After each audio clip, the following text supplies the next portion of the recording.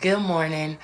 I have waited a very long time to make a video about this because I have some very strong feelings about it, but I finally decided I'm not going to talk about any of the social ramifications. And if you're not familiar with this situation, the gentleman right here in the video, in this picture, assaulted this lady right here, who was also the mother of a 14-year-old waiting in the car, according to the news story, which I have linked below.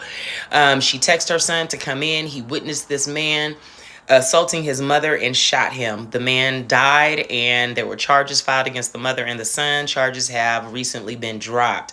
I'm not getting into all that. I have a lot of opinions about the parenting things in this particular thing, but I'm not going to talk about that.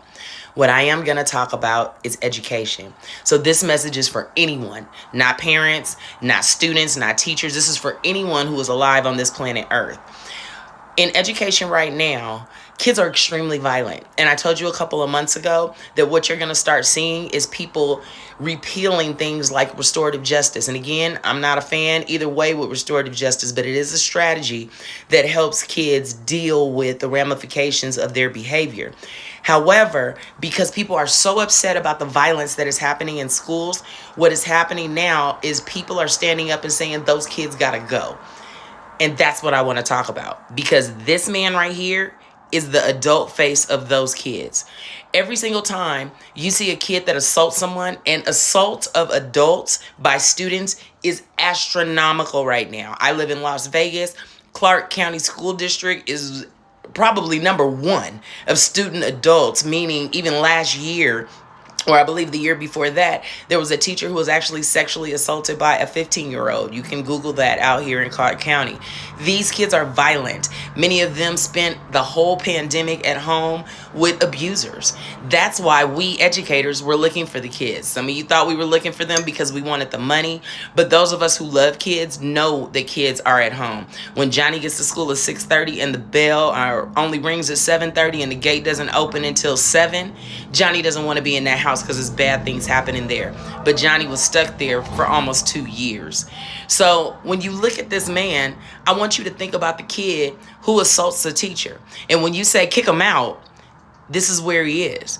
Because in life, in a fast food restaurant, there is no detention school. There is no behavior school. There's no IEP in line at Walmart. So us as a society, every single time we're kicking a kid out, they're going to drop out.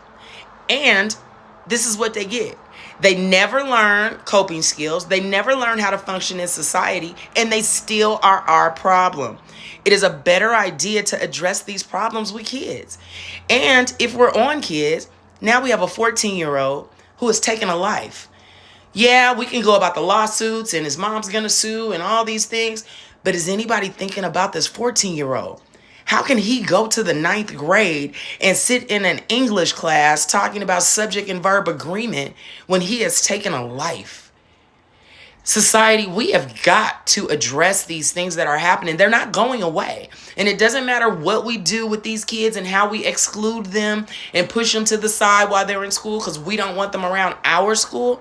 Keep in mind, not only are they going to be around your child when they're an adult, they're going to be around you. And this is the kind of behavior that you're going to continue to see. And it's going to happen everywhere because it is happening everywhere. And then we want to complain and blame the mom and blame the parents and everybody else. But what did you do? You knew that that kid was out of control. You saw him because he was your next door neighbor. He played on your son's basketball team. You see this kid and you can make a difference with them. Long video, a lot of stuff to say, but this is a very, very important reason why we need to have good relationships with our kids. Talk to your kid about this. Get their opinion on it. What is happening in society and what can you do about it? Even if you don't have kids in school, even if you never had kids, you will stand in line next to somebody like this.